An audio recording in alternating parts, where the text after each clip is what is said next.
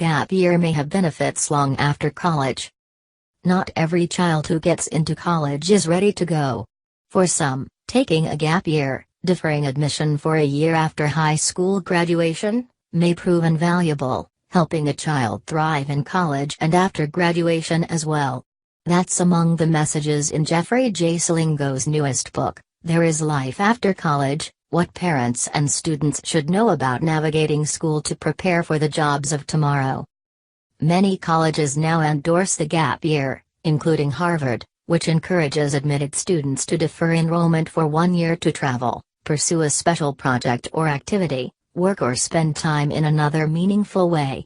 Students who take time off tend to do better academically and are more likely to be satisfied with their choices after graduation, and we've written about how students who take time off may be able to make better choices about things like alcohol and sex and have a better understanding of what they want from college. As Lisa DeMoore, who writes a column on adolescence for Well Family, puts it, teenage years are like dog years. A year of maturation at age 18 is worth at least 7 in later life. But parents often remain dubious about the gap year, worried that their student, once off education's main highway, will never attend college at all. High school guidance counselors, who may be judged by the number of seniors who attend college rather than the number who graduate, don't always support the idea, either.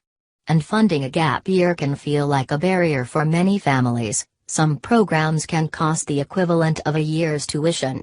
Those that don't can be as challenging to get into as college itself. City Year, for example, which receives funding from AmeriCorps and which pays students to tutor in schools around the country, selects more than 3,000 students from among 10,000 applicants. Mr. Silingo, a professor at the University of Arizona and a former top editor at the Chronicle of Higher Education, says parents should let go of their fears.